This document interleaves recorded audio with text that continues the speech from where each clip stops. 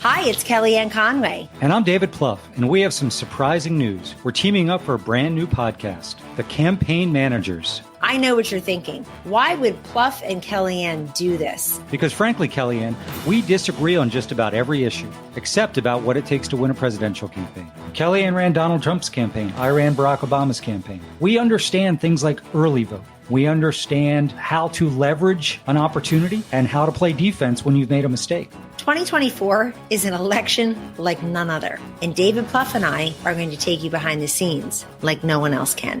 We're going to lean into our one-of-a-kind experiences, really educate our listeners about what to keep an eye on, and discuss the current strategies and tactics that both campaigns are deploying on the campaign trail. We're going to disagree, we're going to dissent, but we're going to deliver. You won't want to miss this unique pairing. Join us by listening to The Campaign Managers with Kellyanne Conway and David Plouffe. The first episode is out May 22nd, available wherever you get your podcasts.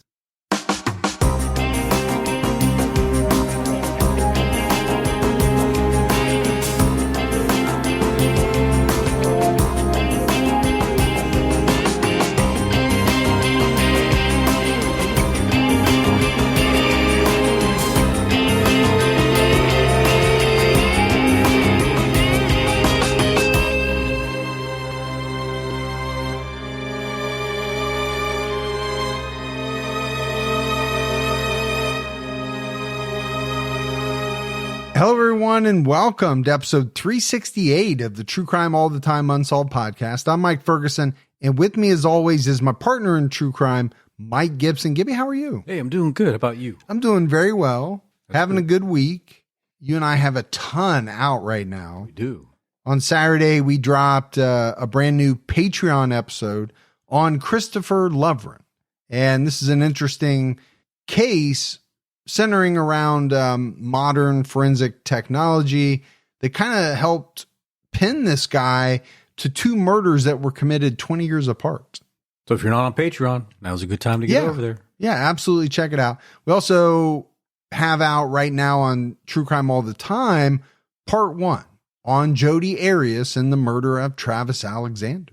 Very interesting case. Yeah, infamous case. Most people know it, but you know, we knew we were going to do it at some point, and now's the time that we picked to do it.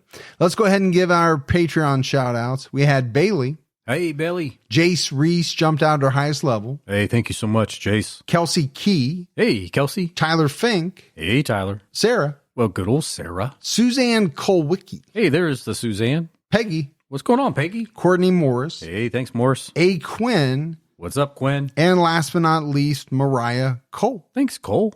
And if we go back into the vault, this week we selected Brianna Kramer. Kramer in the house. Yeah, so we appreciate everyone very, very much. All right, buddy, are you ready to get into this episode of True Crime All the Time Unsolved? I am ready. We're talking about the disappearance of Susan Powell. It was 14 years ago. Susan Powell disappeared from her home in West Valley City, Utah. Investigators believe that her husband, Josh Powell, who was declared a person of interest but never formally charged, had something to do with her disappearance. And, you know, Josh Powell is probably one of the most hated individuals, you know, in the world of true crime. And deserves it. Yeah, it's very deserved because of what it is known that he did. And we'll get into all of that. Susan Cox Powell was born in New Mexico on October 16th, 1981. Susan's parents are Chuck and Judy Cox.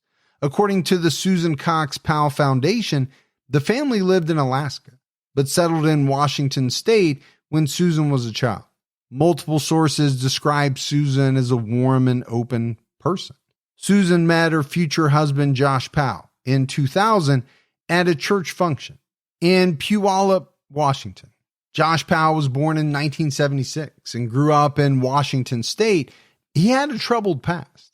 Josh tried to end his life when he was 13 or 14 years old. Once, when his mother tried to get him to do the dishes, he turned towards her with a butcher knife in hand and said, "Don't push it, Mom." You know, some kids say some strange things when they don't want to do chores. Get a little mouthy, maybe? Yeah.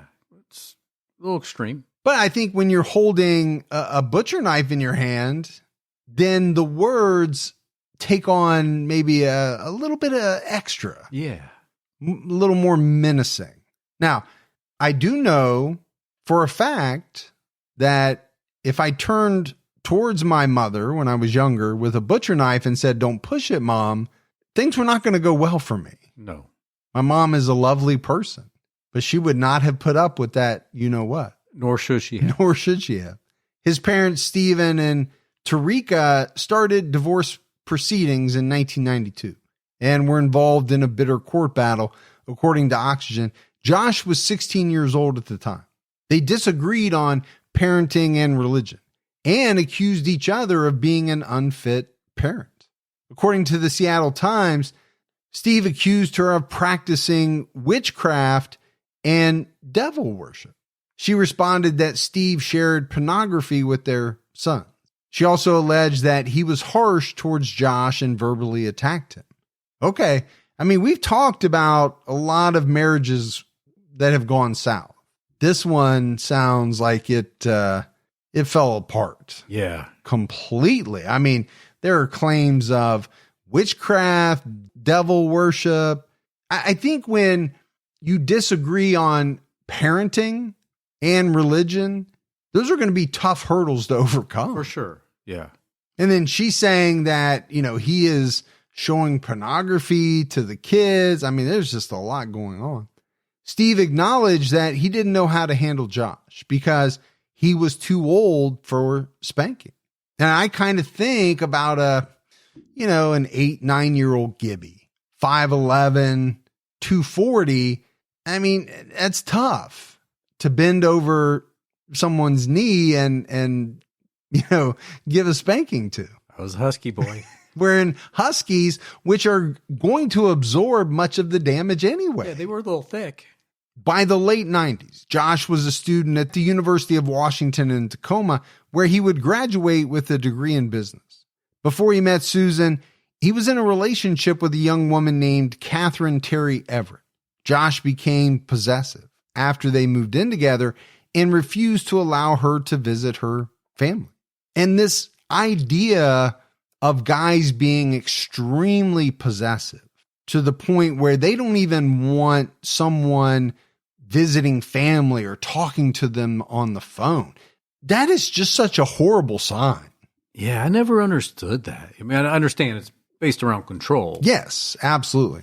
But at the end of the day, what are you really gaining? And how do you think it's going to be good long term? Right.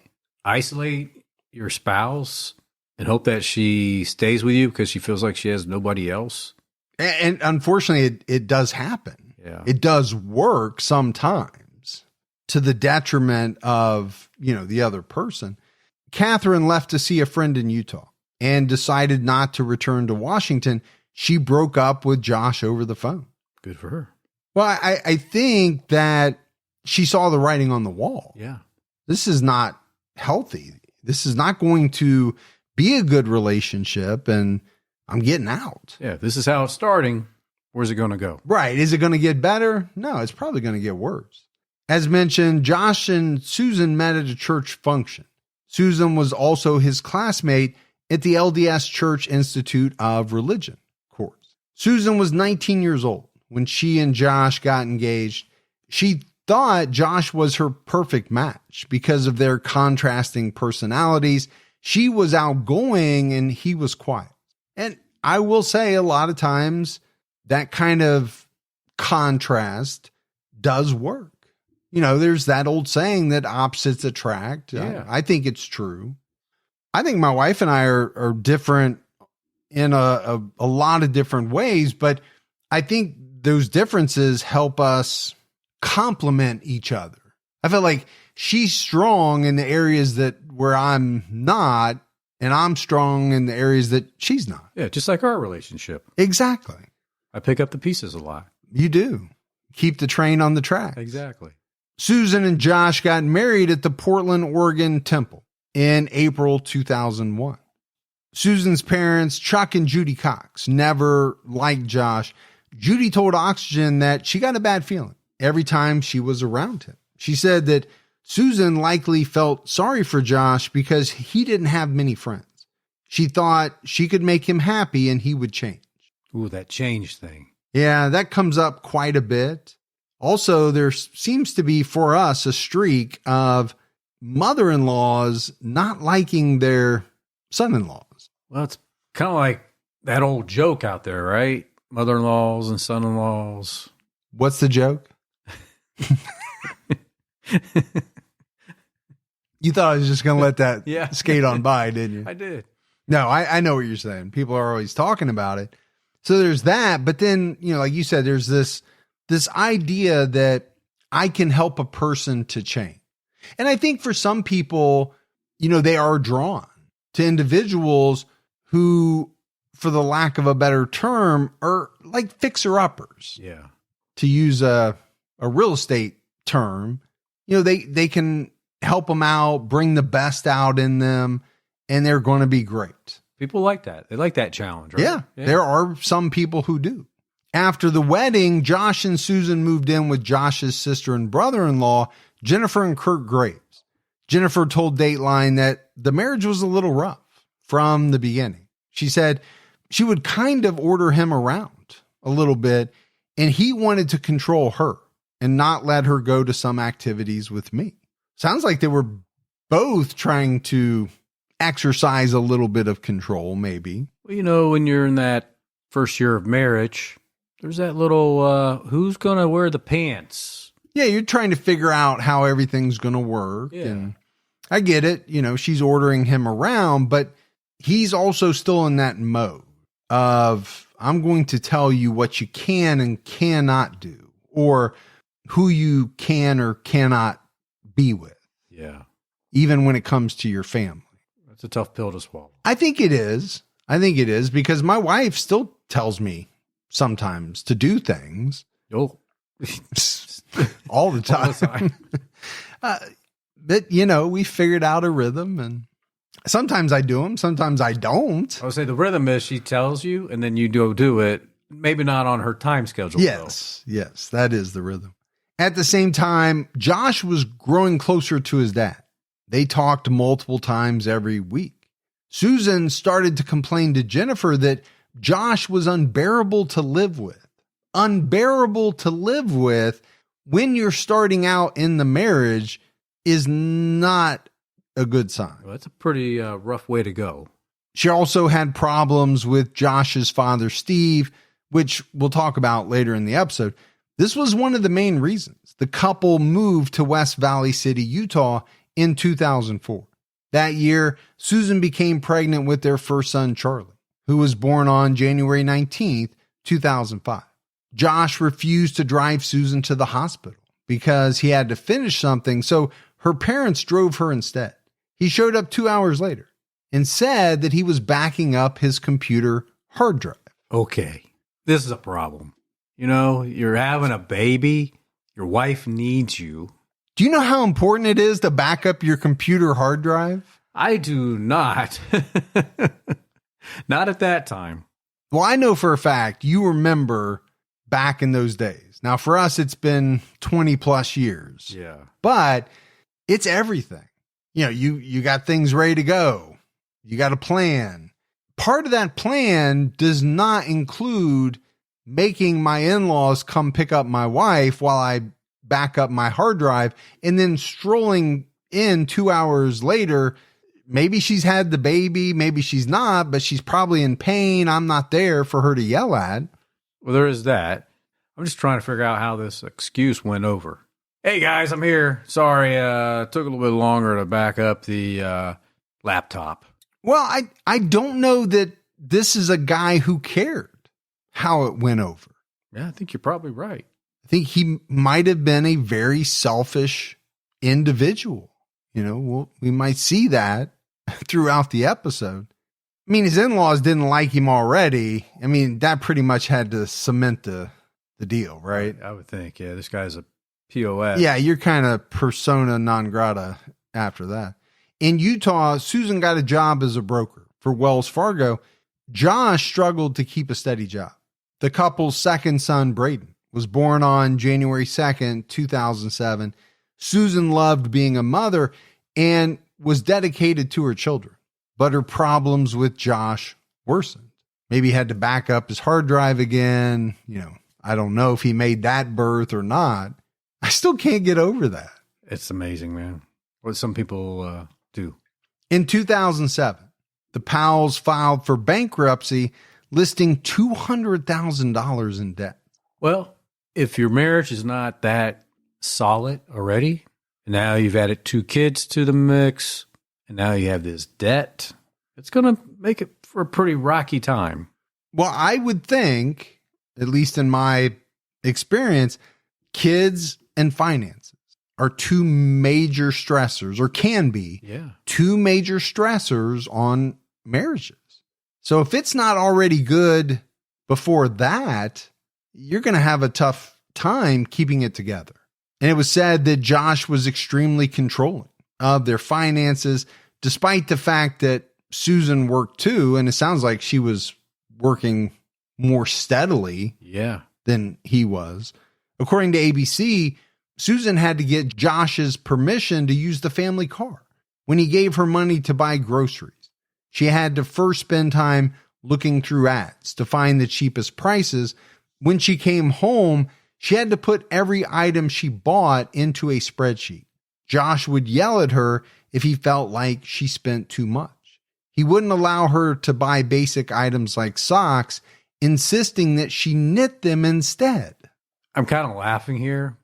This is sad. This is really sad. I'm laughing because I'm trying to visualizing you telling this to your wife and thinking how short that conversation would be if you told your wife that she had asked for permission to drive the car and she had to find ads and cut them out and itemize every expense, or the other way around. Yeah. I mean, if she treated me like this, it just wouldn't work. And I don't know what it is in some people that makes them feel as though they need to be so controlling. But I'm telling you, I don't know how many people could put up with this. It'd be so difficult. And I'm sure right after she put that in the spreadsheet, he probably then had to back it up. That's true. Got to back that up now. I'll see you in a couple hours. 2 years before Susan disappeared, the couple took out a $500,000 5-year term life insurance policy and a $500,000 rider for Susan. Pretty healthy. Susan continued talking to her family and friends about Josh's problematic behavior. At one point, she met with a divorce lawyer. Cox family attorney Ann Brimmer told ABC she'd been really happy. He'd been a great husband, and she said that he really changed. He became not affectionate. I'm really kind of surprised to hear this. Yeah, because, and maybe it's just we've been harping on it, but it doesn't sound like he was a great husband at any point in time, but maybe apparently in the beginning he was. Yeah. Her sister, Denise Cox, told her to take the boys and leave, but Susan was hesitant. She said that Josh told her, "Over my dead body, will you have those boys? They're mine." Gibbs, have you ever uttered the statement or the string of words, "over my dead body"? Well, 2 weeks ago, that last piece of pizza that we had. Oh, when we were fighting over that, yeah. But other than that, in a real serious manner, no. It seems like such a strange thing to say. Yeah, it's very dramatic. I feel like it's very daytime soap opera-y. Yeah. It's not a word, but I'm using it anyway. Well, it's a word. I've used it before. Susan wrote emails to friends detailing her troubled marriage. In one email to her best friend, Kirsty Hellowell, she wrote that she wanted to do everything in my power to save my marriage before I walk away. And I understand that. Giving up on a marriage, that's a very tough decision. It is. And you want to say, I gave it my all. I tried everything. And that way, if it doesn't work, you can sleep good at night. Well, as best as you can, knowing that you tried. Right. So I understand that thinking. In an email to her sister-in-law, Jennifer, Susan wrote that she tried to go on dates with Josh, but he treated it like an obligation he hated. In June 2008, she wrote about Josh per KUTV. He's usually rude, yelling and barking commands at me. Susan said that she wanted marriage counseling, but Josh was unwilling to participate. In another email, she wrote, "Every moment I step back and take stock of what I'm dealing with, it feels like a never-ending cycle. But I'm too afraid of the consequences, losing my kids, him kidnapping me, divorce, or actions worse on his part." Some serious concerns. Yeah, no, they really are. But you can tell she is getting to the point where she just can't put up with this anymore. And who can blame her? I mean, listen to the things that we're saying about this guy. Yeah, I mean, she's trying to make things work. He doesn't want to even be involved with it. Doesn't want to go on dates with her. No. And then he's still harping on her and causing all these headaches. How enjoyable is that? I mean, it's not the way to live your life. But at this point, according to this last email, she's too afraid of what could happen. Homes.com knows that when it comes to home shopping, it's never just about the house or condo. It's about the home. And what makes a home is more than just the house or property. It's the location and the neighborhood. If you have kids, it's also schools, nearby parks, and transportation options. That's why Homes.com goes above and beyond to bring home shoppers the in-depth information they need to find the right home. And when I say in-depth, I'm talking deep. Each listing features comprehensive information about the neighborhood, complete with a video guide. They also have details about local schools with test scores, state rankings, and student-to-teacher ratio. They even have an agent directory with the sales history of each agent. So when it comes to finding a home, not just a house, this is everything you need to know, all in one place. Homes.com. We've done your homework. True Crime All the Time Unsolved is brought to you by Progressive Insurance. Most of you listening right now are probably multitasking. Yep, while you're listening to Gibby and I talk, you're probably also driving, cleaning, exercising, or maybe even grocery shopping. But if you're not in some kind of moving vehicle, there's something else you can be doing right now. Getting an auto quote from Progressive Insurance. It's easy, and you can save money by doing it right from your phone. Drivers who save by switching to Progressive save nearly $750 on average. And auto customers qualify for an average of 7 discounts. Discounts for having multiple vehicles in your policy, being a homeowner, and more. So just like your favorite podcast, Progressive will be with you 24/7, 365 days a year, so you're protected no matter what. Multitask right now. Quote your car insurance at Progressive.com to join the over 28 million drivers who trust Progressive. Progressive Casualty Insurance Company and Affiliates. National average 12-month savings of $744 by new customers surveyed who save with Progressive between June 2022 and May 2023. Potential savings will vary. Discounts not available in all states and situations. On June 27, 2008, Susan and Josh got into the worst argument of their entire marriage. According to Susan, that evening, Susan asked her friend Kirstie Hellawell to record what happened in shorthand. According to Susan, Josh wanted her to buy groceries at prices that no longer existed. He said their marriage would be fixed if Susan made good food for him. Hellawell wrote, as quoted by KTAR News, Josh said the reason he is mean to Susan and hurtful, and the reason the marriage is broken, is because of the Republicans and economy and environment. Okay, I get it. You don't like what is going on in the country, but that's not the reason that your marriage is broken. No. Your marriage is broken because you're an asshole. Exactly. That's point on, man. I mean, and these people, when I say these people, it's mainly guys, but these guys that we talk about, they have such a warped sense of reality. It's like they're not living in reality. He certainly isn't. Josh is living in some other world. Susan told Josh she wanted control of her money so she could tithe. Josh called her a religious fanatic. At one point in the argument, she locked herself in the closet. Josh tried to open the door and told her she was acting like a child. But how bad is it when you have to lock yourself in a room, a closet, to get away from your spouse? Pretty bad. Yeah, to me, it seems like a relationship that is at its end. Now, I don't think Josh wants it to be over. And I think Susan is too afraid of what could possibly happen if she does try to end it. I think he wants it to continue. He just wants it everything his way. Absolutely. On June 28th, Susan wrote her last will and testament while at work. According to KTAR, she started the letter with, "I bike to work daily and have been having extreme marital stress for about 3 or 4 years now. For mine and my children's safety, I feel the need to have a paper trail at work, which would not be accessible to my husband." Per KUTV, she wrote that Josh threatened to destroy her if she filed for divorce, and that if she died, it may not be an accident, even if it may look like one. Take care of my boy. I mean, if you don't feel something for this woman, then there's something wrong with you emotionally. Sure. She is in just such a tough position. I feel like she's in distress. Oh, she is. But she's also trapped. Yes. Feels like there's no way out. About a month later, in late July, Susan recorded a video of herself documenting her family's assets. At the beginning of the video, she said, "Covering all my bases, making sure that if something happens to me or my family, or all of us, that our assets are documented. I hope everything works out and we're all happy and live happily ever after, as much as that's possible." Susan moved the will, savings bonds, and other legal documents to a safe deposit box on August 7th, 2008. She was the only person who had access to it. Susan Powell went missing on December 6th, 2009. It started off as a normal Sunday.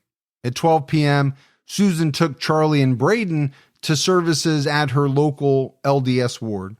At 2:29 p.m., Susan used her cell phone to call a friend. This was the last call she made or received. In the late afternoon, a neighbor came to visit Susan and left at 5 p.m. Susan mentioned she was going to take a nap. This was the last time anyone saw Susan alive outside the family home. Josh said he was taking the boys sledding around 5 p.m. At 8:30 p.m., a neighbor saw Josh return home and pull into his garage. At 11:45 p.m., a neighbor heard a car alarm coming from inside the Powell's closed garage. All the lights in the home were off. That's a strange thing to happen.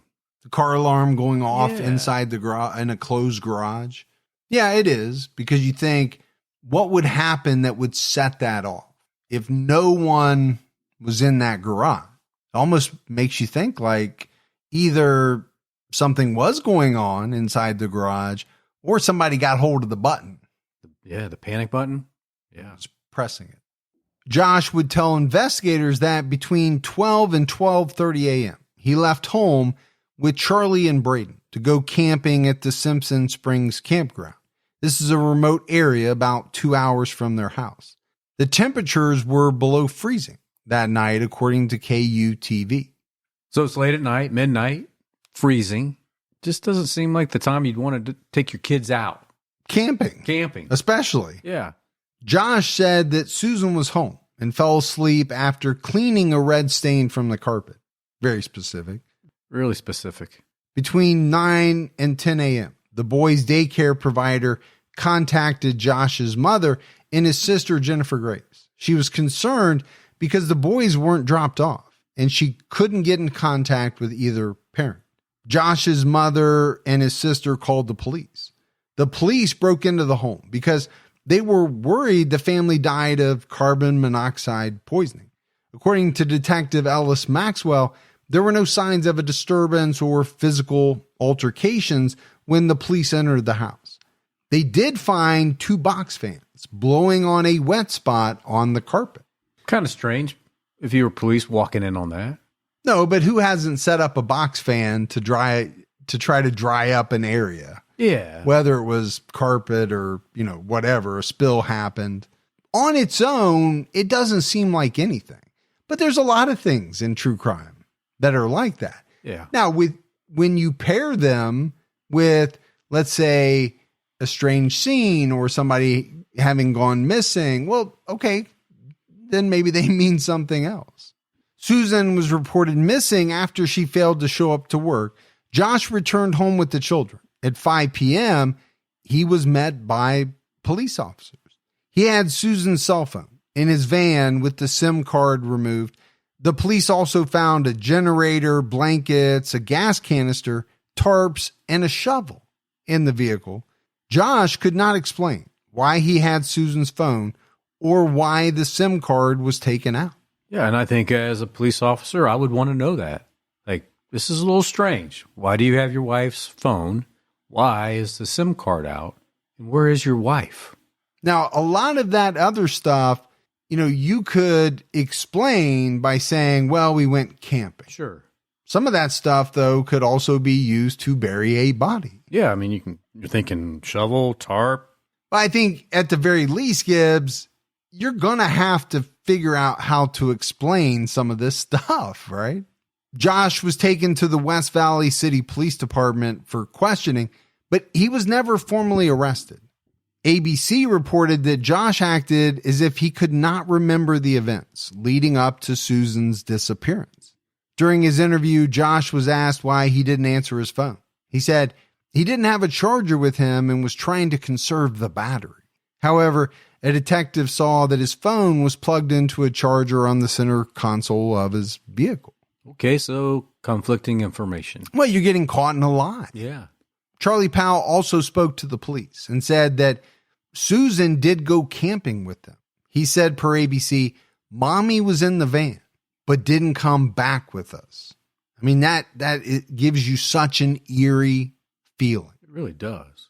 He didn't know why Susan didn't come back with them, and also said, my mom stayed at Dinosaur National Park. My mom stayed where the crystals are. But investigators couldn't rely on his statements for several reasons. He was only 4 years old at the time, and he also made statements that were false, like saying they took an airplane to go camping. Yeah, but you know how kids are, and sometimes weaved into all that is some truth. Yeah, but if you're talking about relying on it legally, it's going to be tough to do. People noticed Josh's strange behavior. After Susan disappeared, he was seen cleaning his minivan and washing towels, and he did not participate in search efforts. And that always drives me crazy, you know? Is it ever a good sign? No. Because where does your mind want to go to right away? It's that, well, there's no reason for me to participate in search efforts because I already know what happened. Yeah. But even if that's the case, are you not smart enough to know that you're going to look really bad? Or do you just not care? I think with him, he didn't care. I think that's why he lied to the police about the phone charger. I don't care. Yeah, you see it there plugged in. I don't care. What are you going to do? He had that kind of attitude. That's how I feel. On December 8th, Josh called Susan's father, Chuck Cox, to tell him that Susan was missing, and the police were going to question him again. He was interviewed that afternoon. During this interview, he asked for an attorney and said, per KUTV, they told me that I should have an attorney because they don't know what's going on. They said I'm pretty much in over my head. During the interview, a detective told Josh that his story didn't add up. He was read his rights and told he was going to be detained, but he was let go later that day.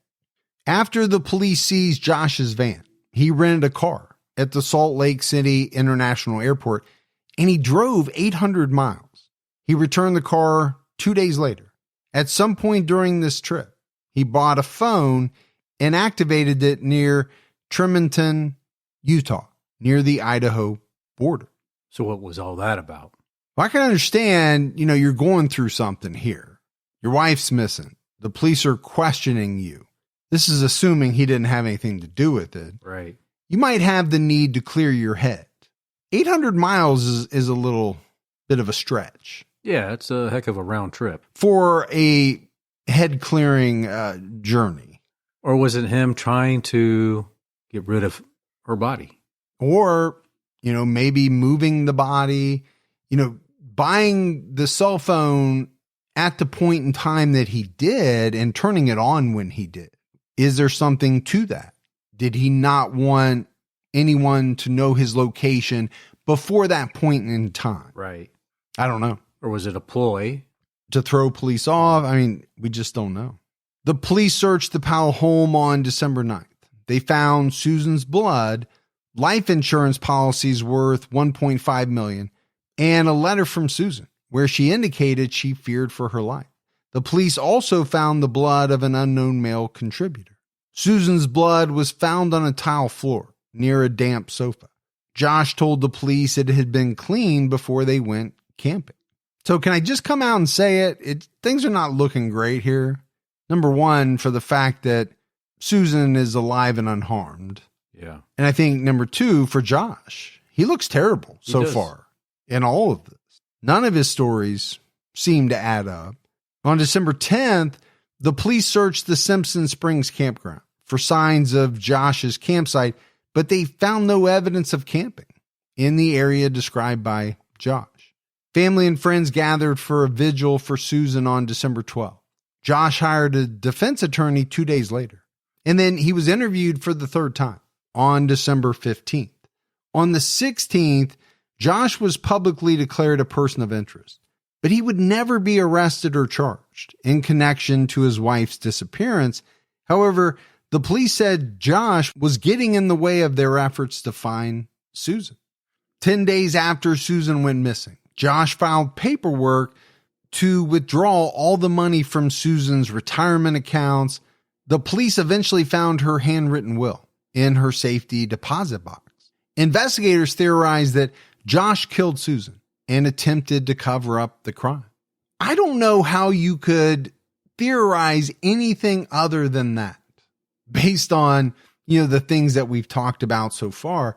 One thing I want to talk about is your wife goes missing, and 10 days after that, you're withdrawing all the money from the accounts. It's like, where's the hope?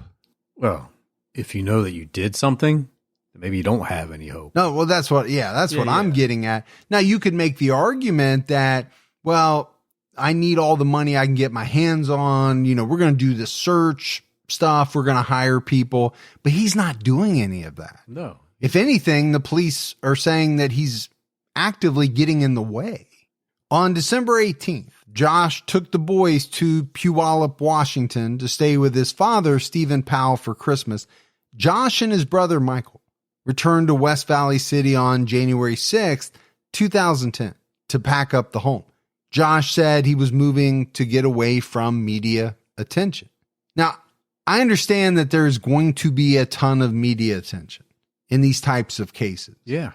By and large, though, when you have a person in your family who's gone missing, you want the media. You do. Attention. You don't want to run away from it. You want to encourage it. Embrace it. Yeah. And you keep need it going. it.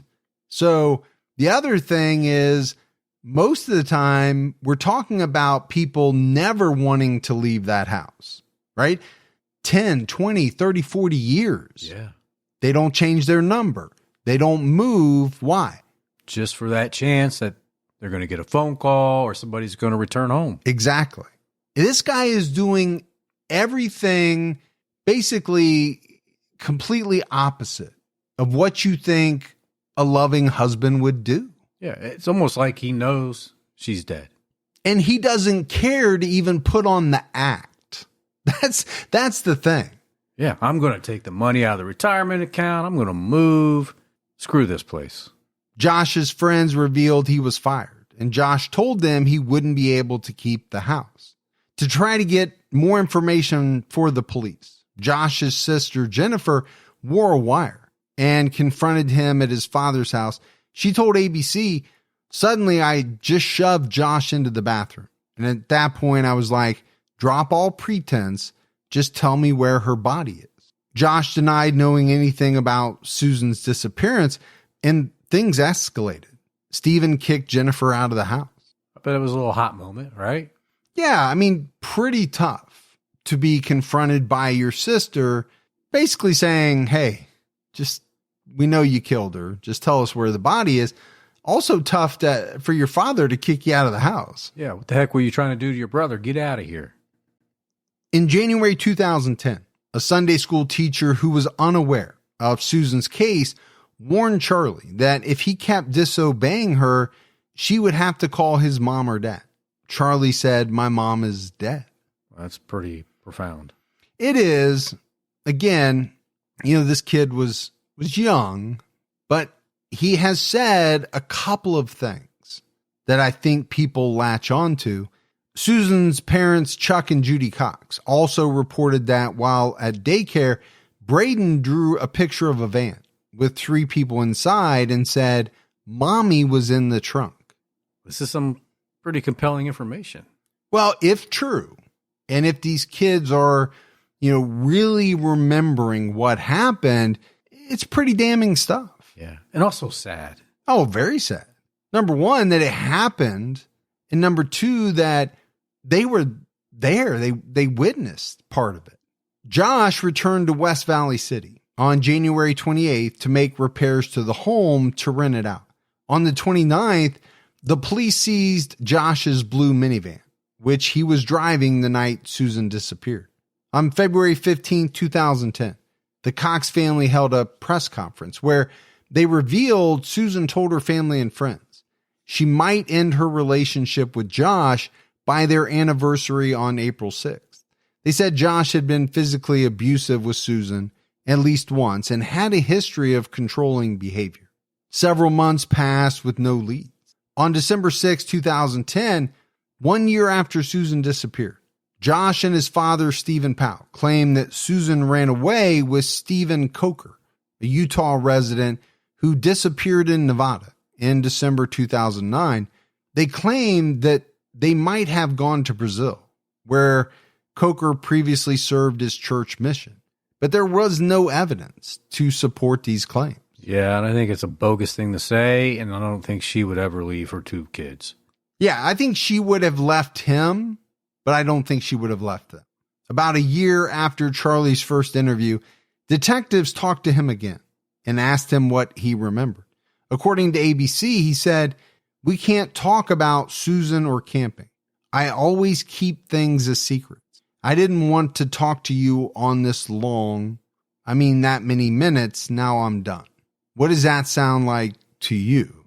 Oh, sounds like a kid that's kind of been coached. Been warned? Yeah.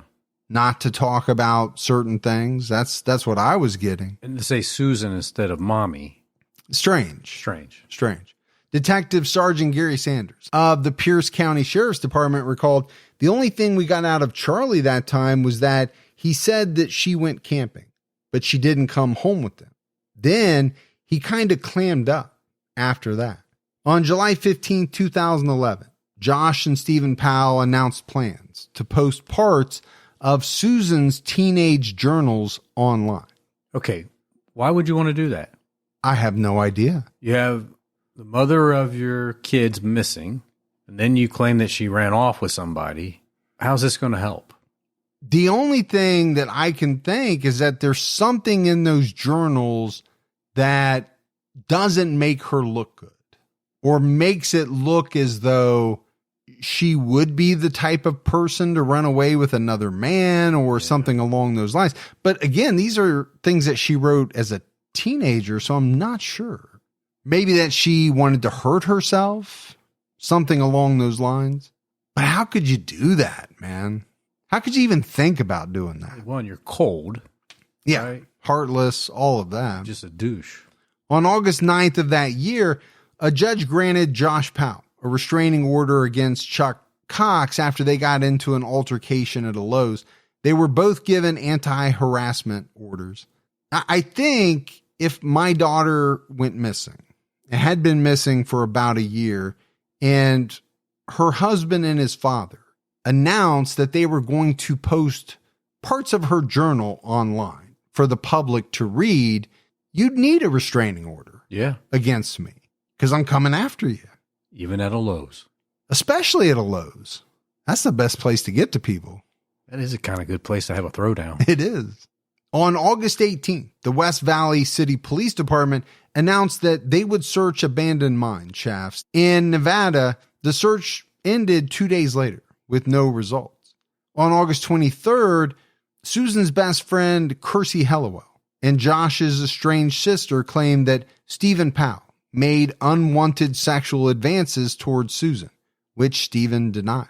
There is a lot of accusations flying around. Yeah, not good. Now, I understand Susan's best friend coming out, but you also have Stephen's daughter making this same claim. Now, they're estranged. I understand that, but Still out there. on the 25th, the police served a search warrant on Steve Powell's house in Puyallup. In a 2011 interview with ABC, Stephen alleged that Susan made advances towards him. Well, she's not here to defend that, is she? No, you can say whatever you want. Now, you're going to look terrible, but you can say whatever you want because she can't contradict you. No. And he does say some bizarre stuff. Yeah, he said Susan was very, very sexual with me. She was very flirtatious. We interacted in a lot of sexual ways because Susan enjoys doing that. I enjoy doing that. He also admitted, I shared father-in-law, daughter-in-law, and flirting with Susan and maybe some sexual touching or whatever, and I enjoyed it, frankly.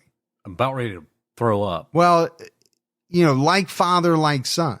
It seems like, both of these guys, they're okay with saying pretty much anything, no matter how bad it makes them look. Again, I think, going back to the fact that they just don't care. Yeah, they don't.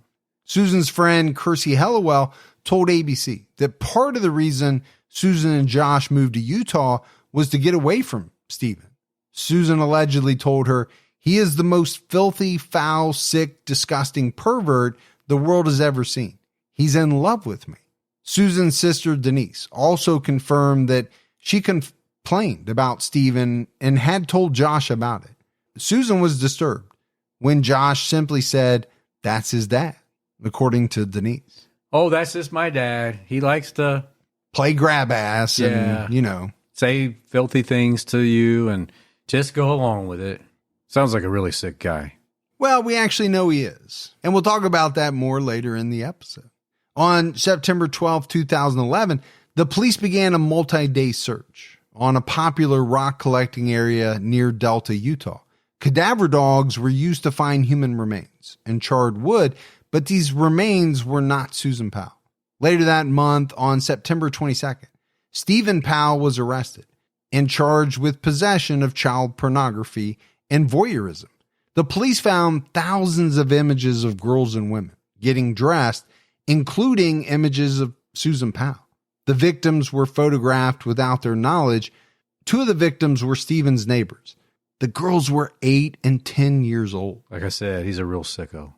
Stephen took the photos from his bedroom window in 2006 and 2007, according to prosecutors. Steve recorded Susan at work, at family events, and at home. He sometimes stalked her in public parking lots. In addition to the pictures of Susan, Steve recorded video diaries of himself, expressing his love and sexual feelings for Susan, as well as videos of disturbing acts, such as smelling Susan's underwear. The police found images of Steve masturbating while looking at an image of Susan on a TV screen. He wrote songs about her under the fake name Stephen Chantry. According to Oxygen, Steve saved Susan's used cotton balls and toenail and hair clippings. I mean, we're getting into the cringiest stuff here. Yeah, really cringy. And this is obviously cringy regarding Susan, but go back to these girls, 8, 10 years old. Yeah. So, all of the things we've talked about, it really makes it hard to believe. You have Josh and Steve saying one thing. You have Susan's friends and family saying that she was expressing a different opinion. Well, whose side are you going to take? Who are you going to believe? Yeah. For me, it's crystal clear. Yeah, right? and I think for everybody listening, it is as well. In 2001, Steve secretly recorded a conversation with Susan where he told her his feelings. He said, I've really fallen in love with you. For the last year and a half, you're about the only thing I could think of. According to Oxygen, Susan reminded him she was a step beneath his own children. She was clear that she had no interest in him. Steve wrote in the journal, I'm still convinced she loves me and is sexually attracted to me. This guy just can't let go. I mean, earlier we talked about Josh kind of acting like he was living in a fantasy world. I think I see where he got it from. Ed Troyer from the Pierce County Sheriff's Office said that even though Stephen claimed Susan was interested in him, investigators believe that was a fantasy he created, and she actually hated him. Well, I'm not surprised she hated him. Sounds like he was a creep. Yeah. Josh Powell was named as a subject in the child pornography investigation, according to ABC. Charlie and Braden were put in state custody. After Stephen's arrest, the Cox family filed for custody of the boys. Chuck and Judy Cox were considered foster parents while the state had custody. And I don't know what else they could do, right? As far as the state removing the boys from this environment. It's not healthy at all. Because if all of this other stuff is going on, we know some of which involved minors, they can't take any chances. No, none. With the boys, because that would be putting them in danger, like we've talked about in other episodes. We've said, why didn't Child Protective Services step in? Well, here they did.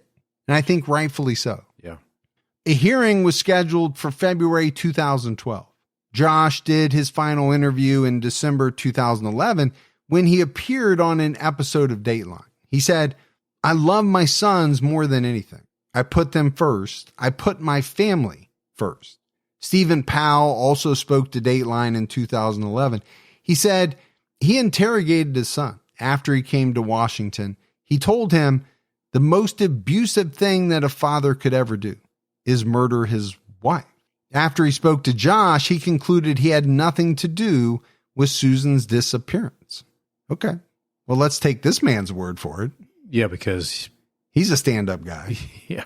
Josh told Dateline that Susan was flirtatious and might have given up on their marriage, adding, "I think that Susan simply left. I don't know what's happened to her. I don't know where she is." And I understand if you're Josh. The police suspect that you've done something to your wife. So you talk about the fact that you don't know what happened. She might have left. What I don't understand is even in that scenario, it seemed like he had no problem bad-mouthing her. She was flirtatious. Right. She, did stuff with my dad or, whatever. She ran away with a guy from the church, or he really kind of made her look bad. Yeah, he'd like to put a negative spin on her. Yeah. It wasn't just, I don't know what happened. It was, well, she was this way, and this way. Josh's brother, Michael, first caught the attention of the police in 2011. Investigators discovered that he paid to have his broken down car towed to a salvage yard 2 weeks after Susan disappeared. The 1997 Ford Taurus was recovered at Lindell Auto Salvage Yard in Pendleton, Oregon. A cadaver dog indicated the presence of human decomposition in the trunk, but DNA tests were inconclusive. Okay, so that's interesting. It is. It's usually not a good sign. I mean, we've talked about those dogs before. They're pretty good at what they do. It's been said that they don't get mixed up between like human decomp and, let's say, some other type of animal decomp. So let's just say maybe Michael's car was used to transport her body. It broke down, and maybe that's when Josh rented the vehicle and had that 800-mile round trip logged in. Yeah. I mean, you're throwing out a theory there that is a possibility. Unless he had, someone else who died that he put in his trunk at some point. Yeah. I don't think you want to throw that out there as your alternative. No. Michael was interviewed in October 2011 about the car, but he refused to answer any questions. Well, I'm assuming his attorney told him not to. Yeah, I mean, legally, it's probably sound. In the court of public opinion, it makes you look terrible, right? That's basically how it all works. 2 months later, Michael contacted a satellite imagery provider to obtain an aerial photo of Pendleton, Oregon, taken in October 2011 or later. He specifically wanted Lindell Auto Salvage Yard in the image. I don't know what to make of that. I'm struggling with that. I don't know what he wanted it for.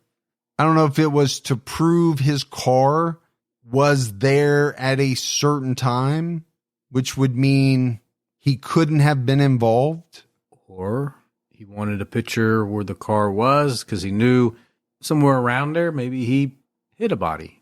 Well, you're full of theories. I am. I'm full of a lot of stuff. You are. Utah authorities believe Michael might have helped dispose of Susan's body, but there just wasn't enough evidence for charges. And I think as far as the disappearance of Susan Powell, that's the frustrating part of this case. Josh doesn't look good. Now, authorities think Michael might have been involved as well, but there just wasn't enough evidence to do much with either one of them. And looking bad is not enough, right? We know that. A lot of people look horrible. Yeah. They look guilty as hell, but can you prove it? In 2012, Michael Powell started a website criticizing the West Valley City Police Department and accusing them of slander. He also made statements supporting his father on this website. I don't know how you could support your father. That's a tough man to support. Yeah. I don't know what statements you're going to make that are going to counteract the things that were proven that he had done. On January 31st, 2012, a website created by Josh Powell with the help of his family was disabled. The site claimed that Chuck and Judy Cox abused Charlie and Braden. Wow. They just don't stop, do they? No. I mean, they're creating websites. And again, they're basically saying whatever they want without any type of hesitation on who they're going to hurt and how it's going to make them look. Yeah. Now, I get it. He wants his kids back. But is that the way to go about it? He must have thought so. I guess. You just get the feeling that, Josh would do anything. True, not true, hurtful. It just didn't matter if it served his purpose. Yeah, I agree with you. That's what I get from his actions. He had one motive. And it was all about what was good for him. Exactly. That day, the police found hundreds of images on Josh's computer that showed simulated child pornography, bestiality, and incest. All right. I'm serious.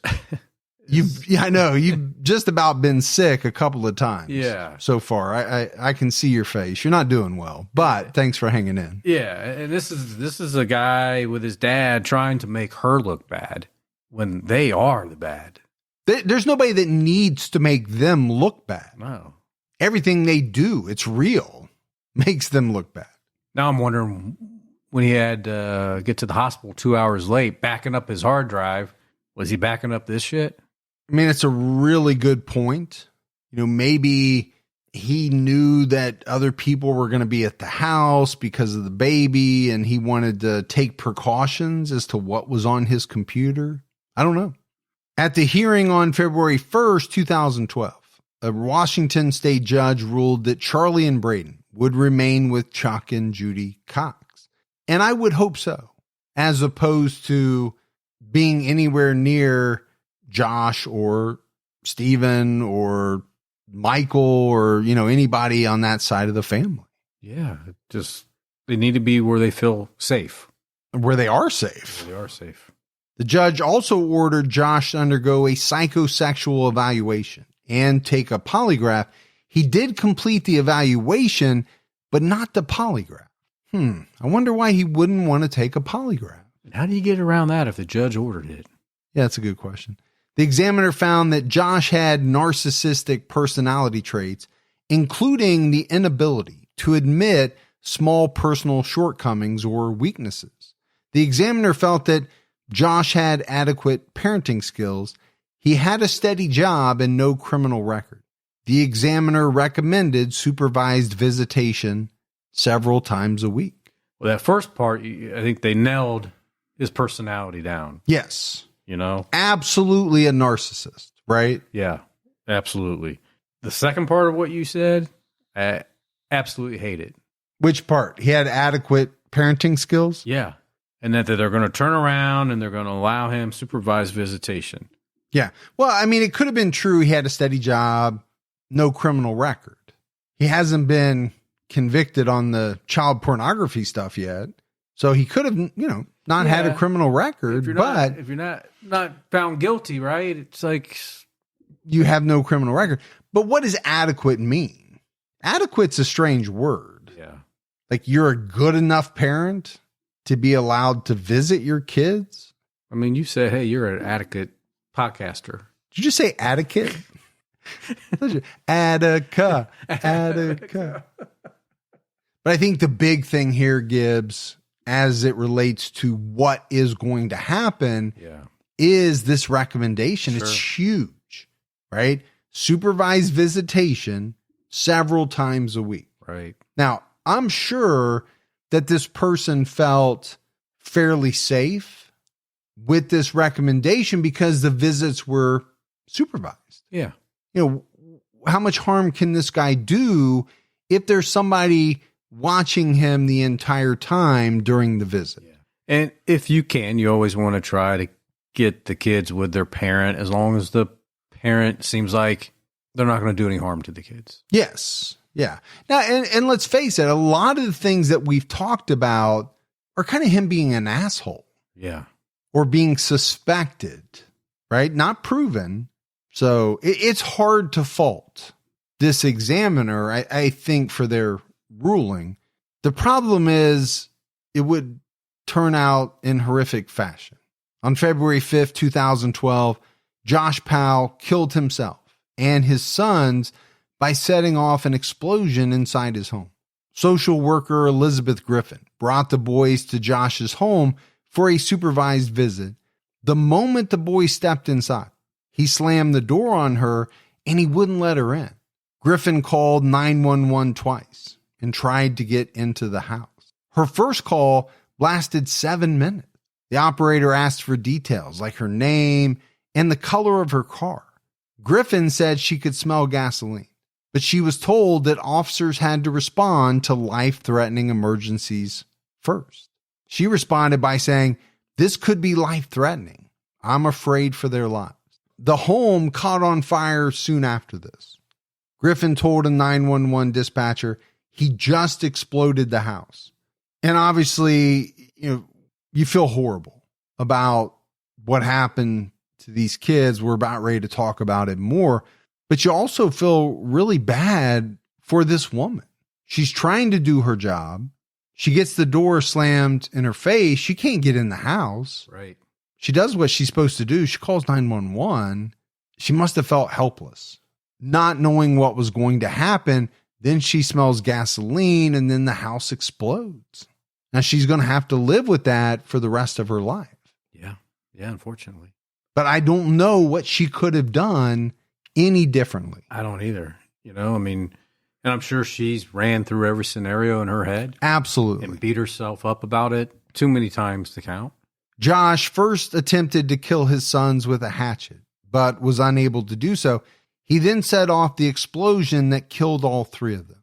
The Powells died of carbon monoxide poisoning, but the children had chopping injuries on their heads and necks. The hatchet was found in the home. So that's saying that he made multiple attempts. It's heartbreaking.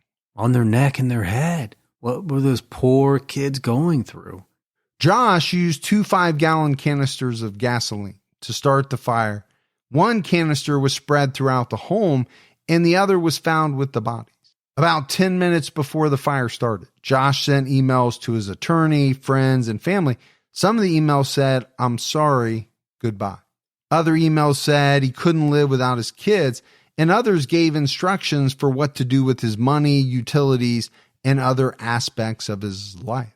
Josh also left a final voicemail to his sister, Alina, where he said, "I am not able to live without my sons, and I'm not able to go on anymore. I'm sorry to everyone I've hurt. Goodbye." Such a chicken shit thing to say, and chicken shit thing to do. If you don't want to move on without your boys, do what you got to do to yourself. But why do that to your boys? So selfish. Yeah, I mean, it's it's a thing where he says, I'm not able to live without my son. Yeah.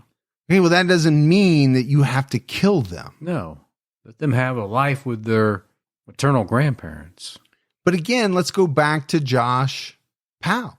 Everything we know about him, everything we said about him screams this guy was a complete narcissist. Yeah, all about him. Everything was about him. If I can't have what I want, I'll destroy everything. Yeah. Pierce County Sheriff Sergeant Ed Troyer told the Deseret News none of these emails arrived anywhere where anyone could do anything about it, but they do show that he was intending to do this before this occurred, and he planned this event out. This is something he planned on doing no matter who was hurt. Susan's father, Chuck Cox, said about Josh's motive, they were his property, and he wanted them back. They were his, and that's all it was. He wasn't really interested in them.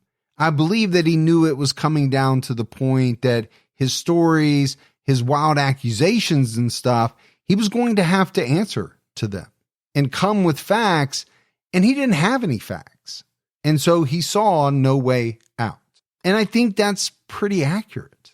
911 dispatcher David Loverack said in an interview that he regretted how the call went down, and he didn't realize who the caseworker was talking about, even when she mentioned Powell by name. He told Dateline, well, it was horrible, and this has been a nightmare. And you see, part of the problem is that, like most people, I think I was aware of Josh Powell's story, but I didn't associate his name with the story. Loverack later received a letter of reprimand for his conduct during the call. It took 8 minutes for him to send a police car and 13 minutes for a car to get to the home. He violated department policies and failed to recognize red flags that should have led to a faster response. And I get it. This guy didn't do exactly what he was supposed to do. You talk about somebody else who I'm sure feels horrible. Yeah, I would think. About the way that things went down. Could police have gotten there in time? Could they have done anything once they got there? Even if they got there before the house exploded? I don't know. Yeah. I think Josh Powell, like Susan's father said, had this thing all planned out. It was going down no matter what.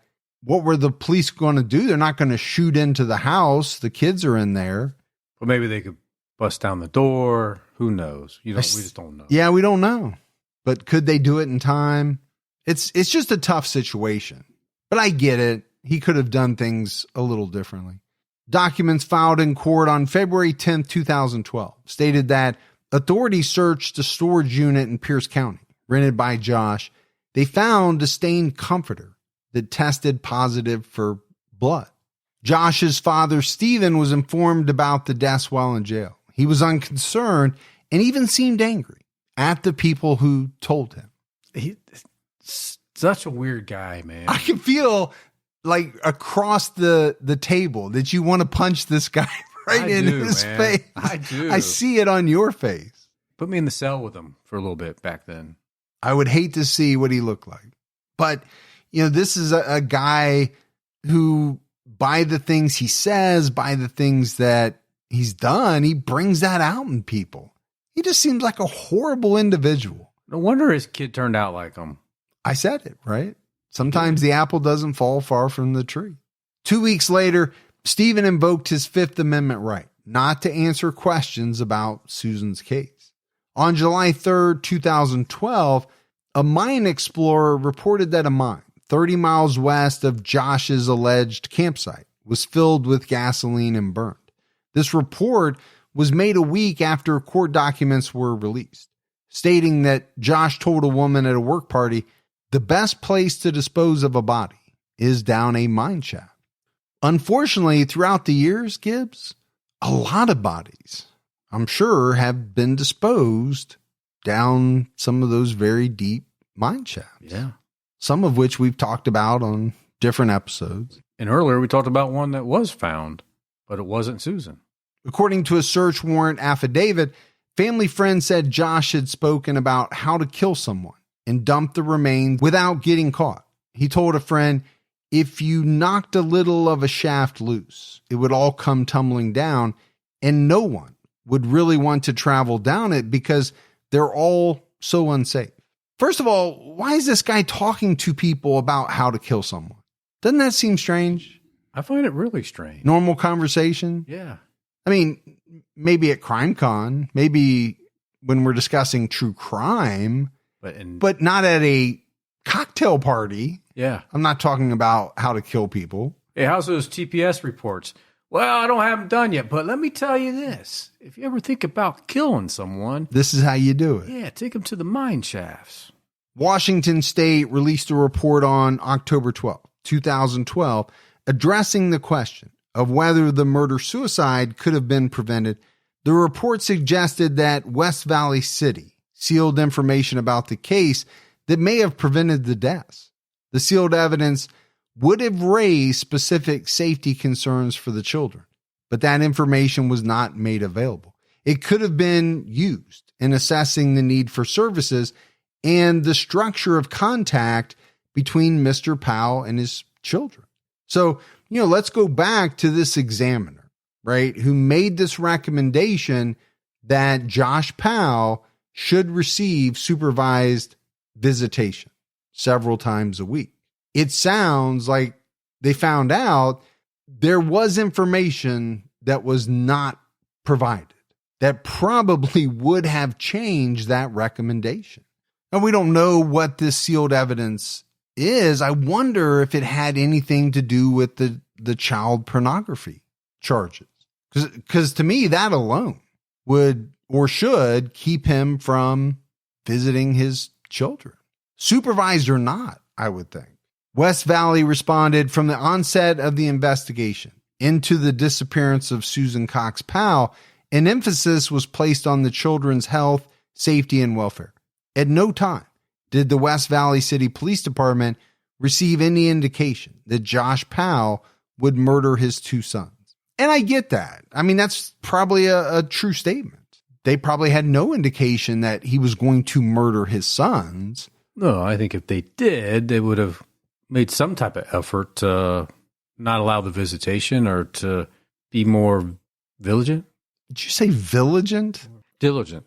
But did they have other information?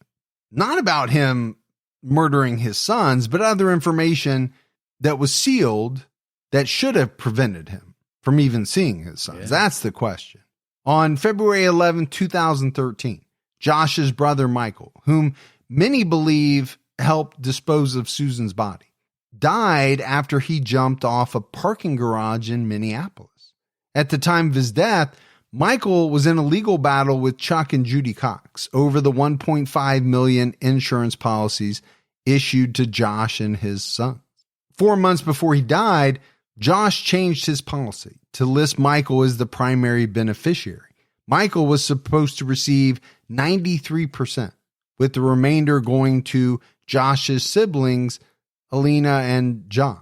On May 14, 2013, the police searched for Susan's body on a property in Salem, Oregon, but found nothing.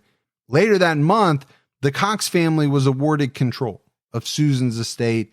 However, Josh's mother and sister wanted to have Susan declared legally dead so they could collect life insurance payments. On July 1st, 2013, the West Valley City Police announced the end of the active phase of their search because there were no further active leads to develop at this point. I get that. I also get, the thought that they were still probably set on the fact that Josh had something to do with it. Yeah. On July 13th, 2015, a jury found Stephen Powell guilty of possessing child pornography. He had already been convicted of 14 counts of voyeurism in June 2012. The child pornography charges were thrown out, but then later reinstated. He was sentenced to 5 years in prison in August 2015 with credit for 17 months served. In October 2015, a federal judge in Washington dismissed a lawsuit filed by Chuck and Judy Cox against the Washington State Department of Social and Health Services. They argued that social workers did not do enough to protect their grandsons. A judge declared that federal law gives social workers absolute immunity from liability. Susan Powell was released from prison on July 11, 2017, just over a year later. On July 23, 2018, Susan died of heart problems at a hospital in Tacoma, Washington. On January 2nd, 2019, Utah's Cold Case Coalition reported that they received a tip that some mines in Utah's West Desert have not been searched, and those that were searched were not searched thoroughly. On January 10th, the U.S. Court of Appeals ruled that the Cox family could pursue their wrongful death lawsuit against the DSHS, but the court upheld the ruling that social workers are immune. The wrongful death suit went to trial in February 2020, but was interrupted by the COVID pandemic in March. The trial reconvened in July of that year, and in August, a jury awarded the family $98.5 million. Ooh, man, that's a big amount. That's a big judgment. Chuck Cox said they wanted to use the money to help other children. Good for him. And I believe him. I mean, I think these were good people. The judge later reduced the award to $32 million, but in April 2023, the Cox family won their appeal to reinstate the $98.5 million jury verdict. And we say, that's a lot of money. It is. It's a ton of money. I just wonder how much of that is a jury sending a message. Yeah. We need to do a better job of protecting our children. That's the message that they were sending for sure. It's a big message. Yeah. In February 2022, a cave exploration crew led by reality TV personality Dave Sparks searched a mine shaft in Utah and found bones and scraps of clothing. The bones were determined to be animal bones, and a pair of pants tested positive for male DNA. Chuck Cox said they were trying to identify the male. It's been 14 years since Susan Powell went missing. Josh Powell was the main person of interest, and the deaths of his father and brother took away two potential sources of information. If you have credible information about her disappearance, you can call 801-840-4000. So, as we wrap this one up, Gibbs, tough case in a lot of respects. Sure. Susan goes missing. Hard not to think that she was killed. I mean, there's so many signs, right, pointing to Josh Powell as having something to do with it. And some signs pointing to her father-in-law, Stephen. I don't know if he had anything indirectly or directly, but what a freak. Well, and also Michael. Yeah. I mean, could he have been involved in helping to transport? There's just seems like there's too much there. Yeah. You got the kid saying mommy went with us, but didn't come back. And then obviously you have what Josh Powell decided to do later. And that's just horrific. I mean, if he killed Susan, which many people believe he did, right, then he killed his entire family and himself, just not all at the same time. But look how many lives he destroyed. Not just the families. We talked about it. The social worker who was there that day. Yeah. The 911 operator. They all have to live. They do. With the decisions that he made. Very impactful. Yeah. Just, the spider web that we talk about. And I just can't get past what a selfish, narcissistic guy he was. From the very beginning about wanting to control every aspect of the people he was with. You can just see all the way down the line, the world was about him. Yeah. Everyone in it was about him. To hell with the feelings of anybody else. All that matters is how I feel and what I want. And I think Chuck said it, when he said that those kids were just possessions, because if he really loved them and cared for them, he wouldn't have hurt them. No. I mean, remember, he took an axe to him at first, And when then that didn't work, you went ahead and moved forward with burning down the house. Yeah. And it's why I said up front, he is just one of the most hated individuals. Yeah. Because what he did was just so deplorable. It really was. But that's it for our episode on the disappearance of Susan Powell. We got voicemail, Gibbs. You want to check it out? Let's hear it. Hey, Mike and Gibby. This is Lana from North Carolina. I just listened to the T-Cat Unsolved episode on Christopher Hoyt, and I have a theory that would answer some of the questions surrounding his ex and the timing of her picking up the children and his emails being deleted. I think he and his ex possibly reconnected and wanted to pick up where they left off, maybe even including having their children with them. I think they planned the meeting and knew it would look like he possibly committed suicide. I think they gave it a few days, and then the ex goes to collect the children. This would explain why the ex was in the vicinity around the time he disappeared and how she knew he was missing. If they reconnected and made plans to do so via email, this would explain why he deleted his emails.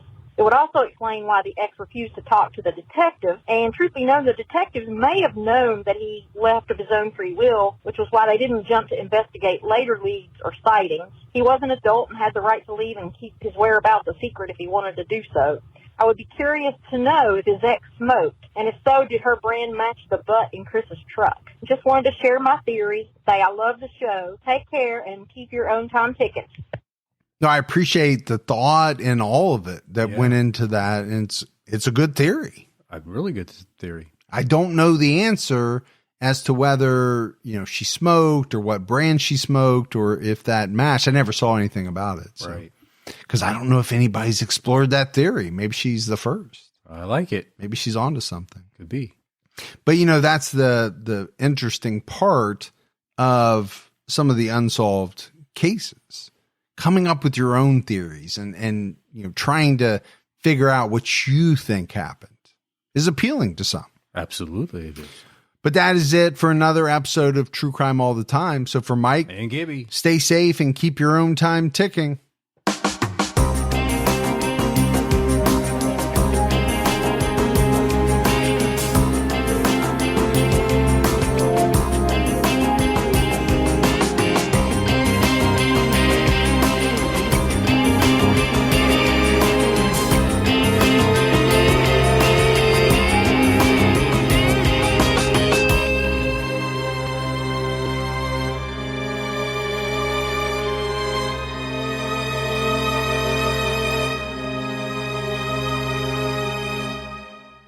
Action fans, this is your summer. With Pluto TV's Summer of Cinema, stream hundreds of your favorite movies all for free. Should you choose to accept non-stop thrills, stream Mission Impossible, love classic action adventure, watch Indiana Jones and the Raiders of the Lost Ark.